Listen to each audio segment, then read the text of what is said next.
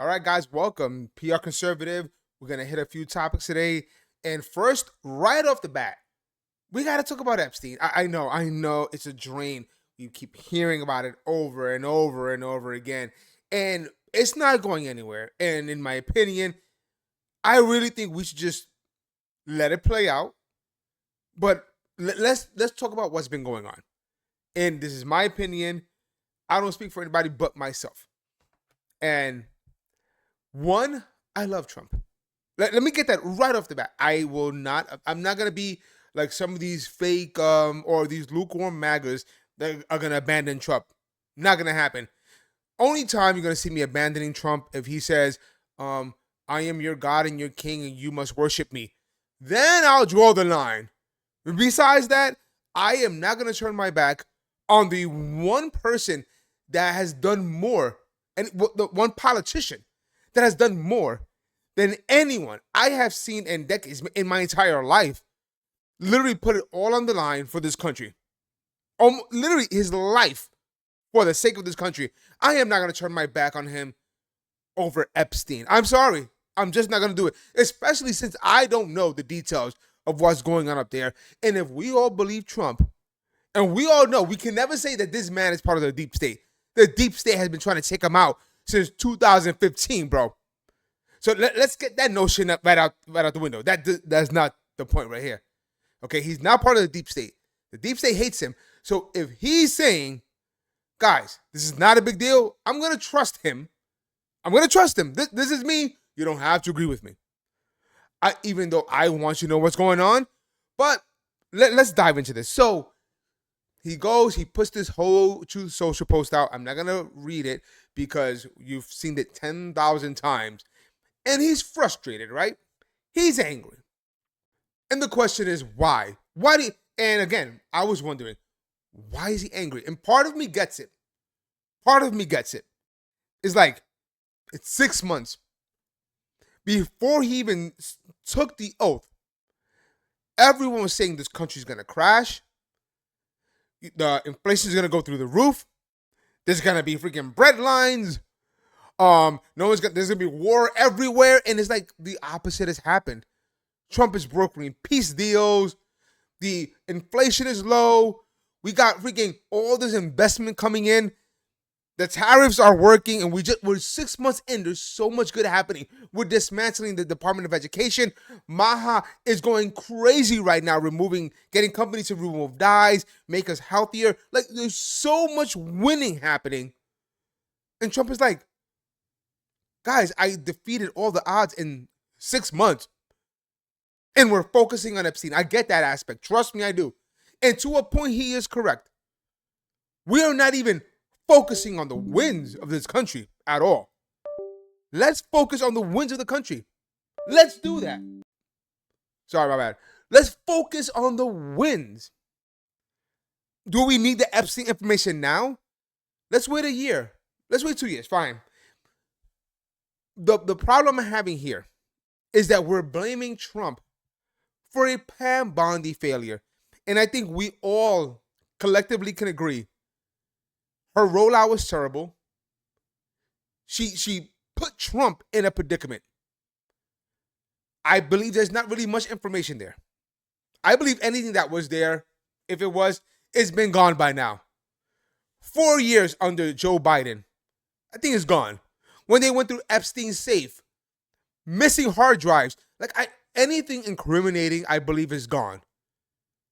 But Pam Bondi should have not just run on the TV and say, we have this, when she knew they had nothing. She made Trump look bad. This is all about Pam Bondi's failures.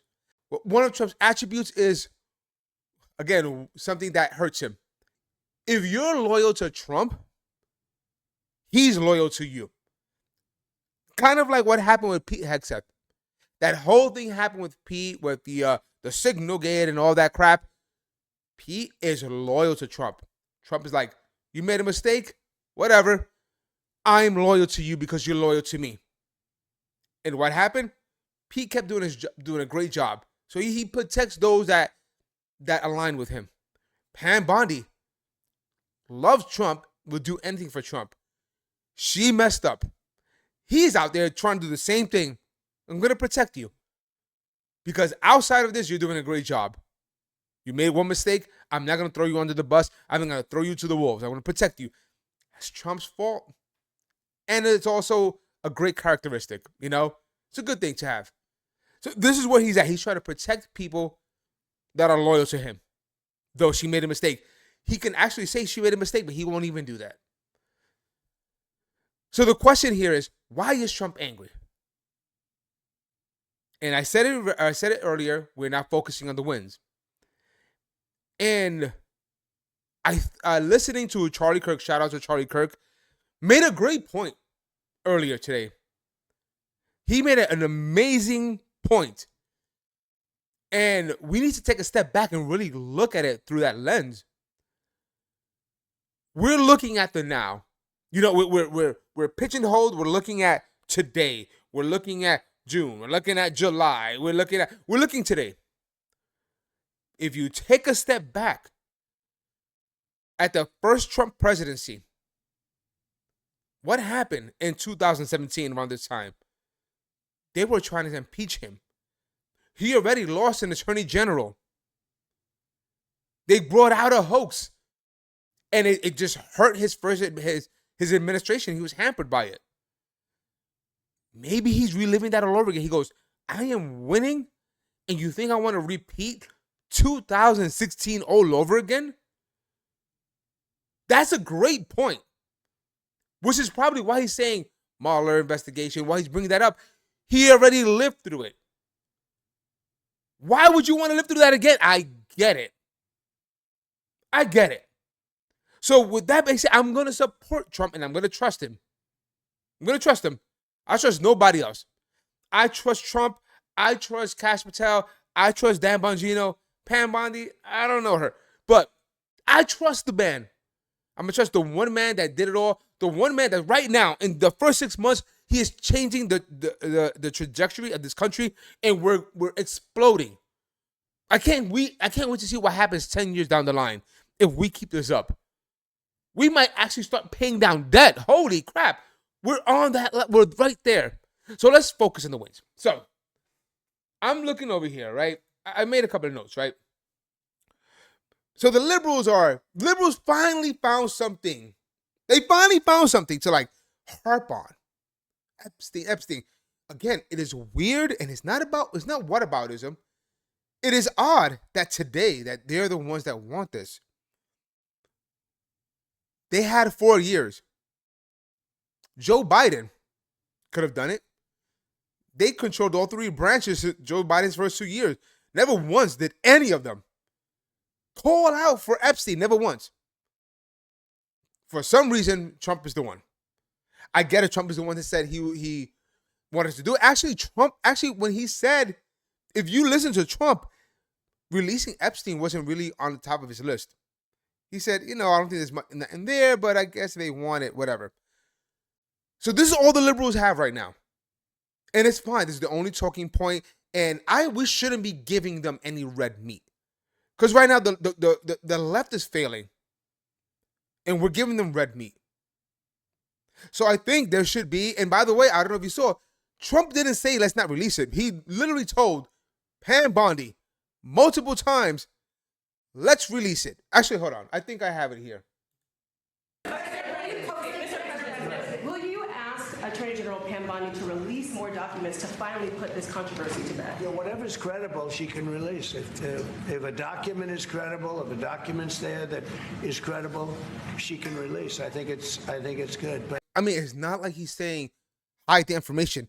He said if there's anything credible, release it. See, there's two things happening at once. And the liberals are ignoring that aspect. They're ignoring the fact they're saying that Trump doesn't want to release it. This is like his third time saying if there's anything that's credible and that can be released, that's not child, release it. It's just like a third time saying it.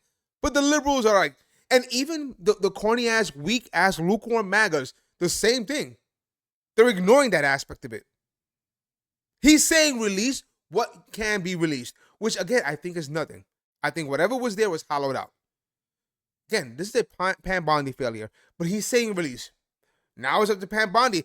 Actually, an article came out in Just the News. I don't know if you saw it.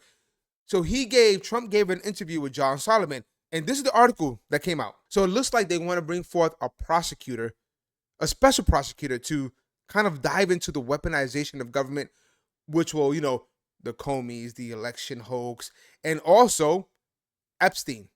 So there may be a special prosecutor focused specifically or collectively with Epstein. So he's saying release the information. There's going to be a special prosecutor. What more do we want? Even the people on the right, the annoying people on the right, what more do you want? There's going to be a special prosecutor. There's going to be information released. What more do you want? The messaging sucks. Yes, agreed. Agreed. The messaging sucks. Goes back to what Charlie Kirk said earlier. Let me play that. And look, my other piece of advice here is that don't get too fired up about the Truth Social and President Trump ranting and venting about this. And let me tell you why. It's that President Donald Trump went through an entire first term. He went through an entire term where people were constantly turning on him for fake stuff. Constantly turning on him. And so he says, wait a second, he basically thinking, he knew Jeffrey Epstein. He got in a big fight with Jeffrey Epstein. He kicked him out of his club. He's mistrustful of all of these different elements here. As I'm listening to this, right on point. He's so on point with this. And if you have a chance to listen to everything he said earlier, it was great. He gave a great breakdown and better perspective. And it was actually really good, really eye-opening. So we need to live through Trump's eyes of his first administration, his first 6 months, what he went through, and he's seeing the same thing happening again. The same thing. So who knows what happened? But as the left says that Trump is in, it's funny. Again, it's funny. The left doesn't work with evidence. They work with speculation, as always. Oh, Trump is not releasing because he's on it. And if Trump was on it, this shit would have been released first during his first 4 years, where there was leaking like a freaking broken sewer, right? His first administration. They would have buried him. The Joe Biden administration would have released all that when Trump was running in 2024. They would have released it in 2020. Because remember, it was Trump's DOJ that arrested Epstein in the first place. So they had 8 years to release anything they had on Trump. Guys, they illegally released Trump's tax returns. Remember? Rachel Maddow. She felt stupid reading it. They released his tax return. This is the most vetted man. Trump is the most vetted human being on the face of the earth since the earth was created. Good Lord. There's nothing we don't know about this man. We know the moles on his ass. We know the details of this. We know everything. We know how many freaking wrinkles he has. Like everything. This man is vetted. Like there's no tomorrow. If he was on that list or any official, again, there is no client list. Let's get this straight. It's been confirmed multiple times. There is no client list. None whatsoever. He's not implicated anywhere. That would have been out a long, long time ago. But thinking that, leftists, remember this interview. Of course, you talk about evidence, but remember there was a lawyer. This lawyer right here. Hold on, let me see if I have it here. So this is a lawyer. His name was Bradley Edwards. He's an attorney. He represented some of the victims of Jeffrey Epstein. Look what he said about Donald Trump. He represented the victims. Now listen closely. Liberals, I know you don't like this. And this goes to the more salacious rumors, but I would like you to just, whatever you can say on it. Obviously, our current president has had relationships with Epstein in the past, and there are those, Katie Johnson and maybe other victims who have accused Trump of being involved in things like this. In my experience, Trump supporters will not listen to anything along those lines. Obviously, we're not a court of law here right now, but are those claims of that case was dropped? It was dropped before it went to court. In your opinion, as a lawyer and your experience, is there anything you can say as to the validity of those claims, or whether or not there will be any more about that? Nothing at all.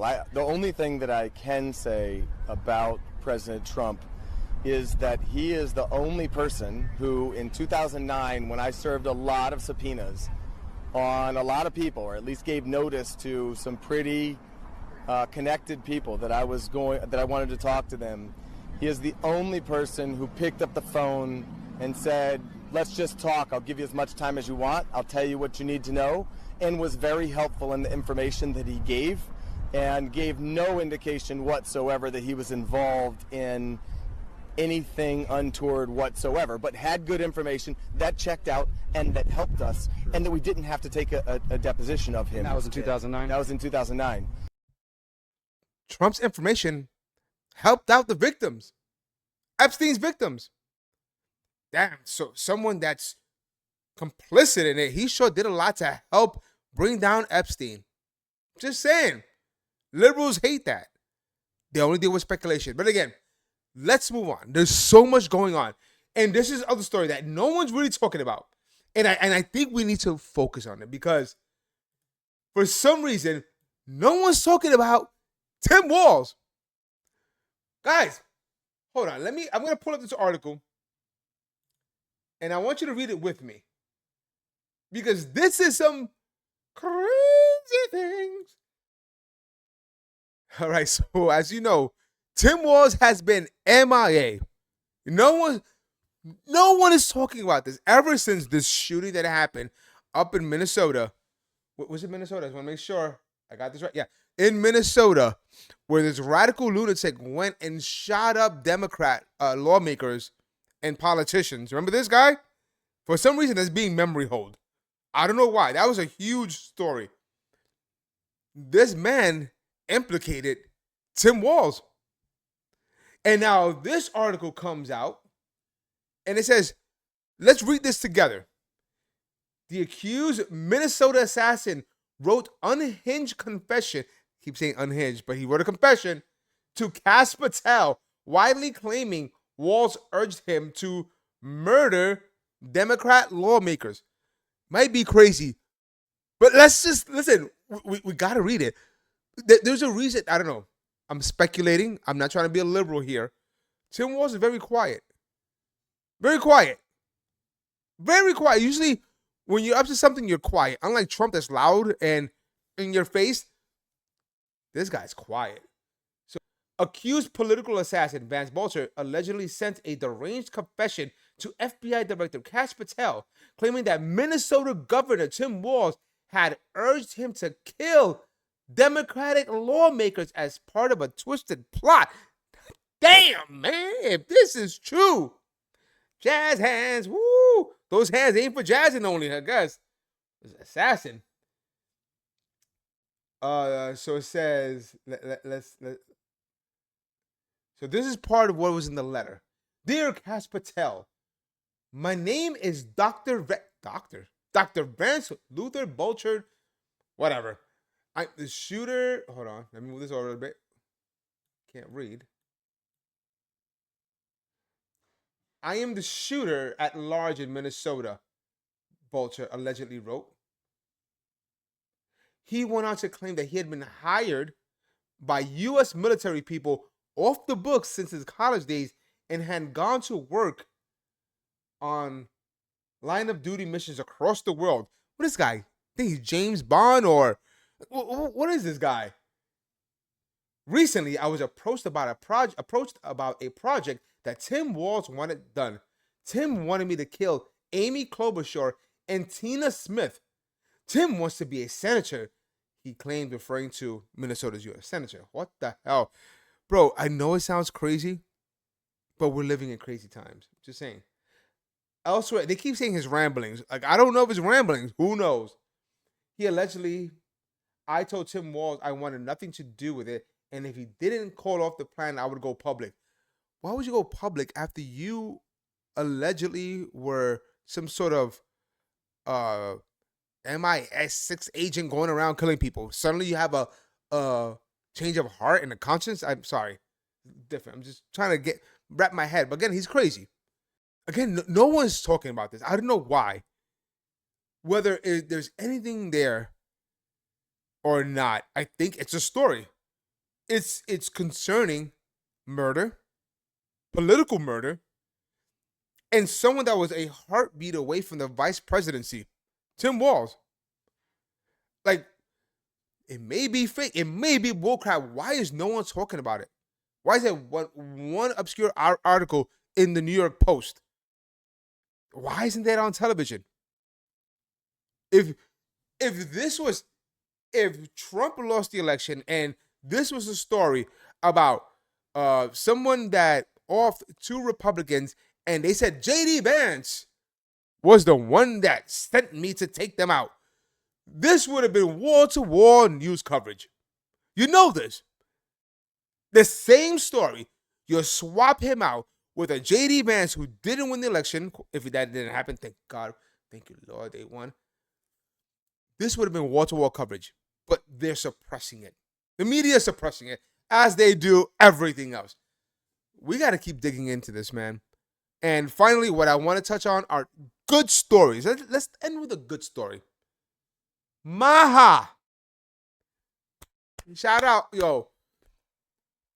One of the best things about having a Trump presidency and so much craziness happening around him is that there are other great things happening and no one's focusing on it. And that's a good thing because they can't hinder it. They don't have time to hinder the MAHA movement when they're trying to stop Trump. And this MAHA movement is going to go down as one of the greatest movements this country's ever had. The health of not just our children, but ourselves, our families, grandparents, the future of this country.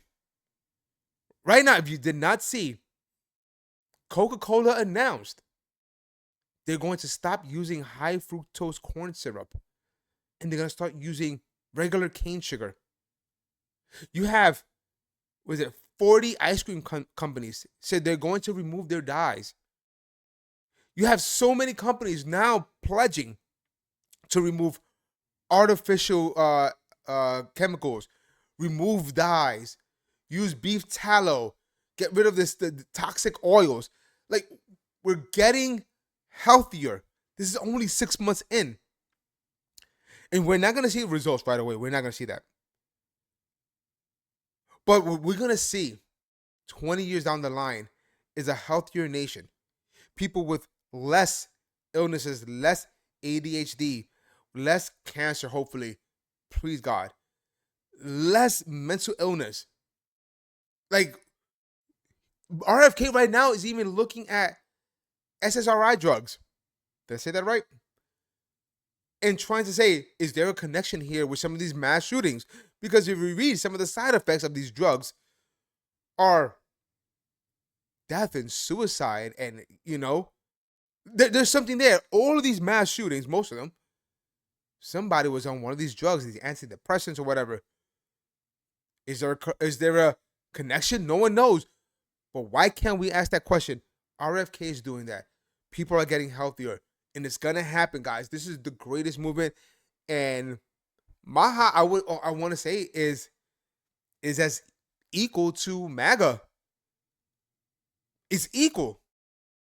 Because once you're going after the health industries, the pharmaceutical industries, the vaccine companies, if you change the direction of the country and you make people healthier and make everything optional, remove ingredients, bro, people are going to be not just healthier, they're going to have children again.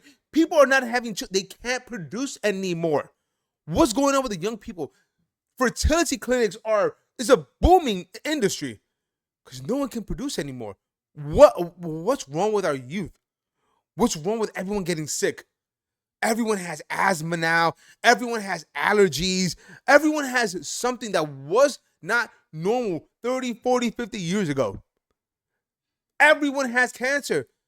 During the baseball MLB All-Star game, They had a salute to cancer, and everyone in the audience, everyone in the stadium, sorry, held up a sign with the name of somebody they knew that had cancer. What was that, 40, 50,000, 60,000 people in the stadium? Everyone knows someone with cancer? Why is that even normal? We've accepted it as normal. So this MAHA movement is going to address this and is going to make us the greatest nation. So we will be wealthy and healthy. My God, can't ask for anything more. Guys, with that being said, I'm going to sign out right now. Thank you for joining me. Maybe one day I'll have like some sort of intro and outro or whatever. I still don't know what I'm ending up doing with this, but I just want to speak a little bit. Thank you guys for hanging out with the PR Conservative. Hit me up on all your social medias, just PR Conservative or Real PR Conservative. Or definitely I'm going to be on Rumble for the most part, but you might catch me a little bit on YouTube. And see you around, guys. Thank you very much. And PR is for Puerto Rican, well, which is American, but whatever. PR Conservative. Shout out. Thank you.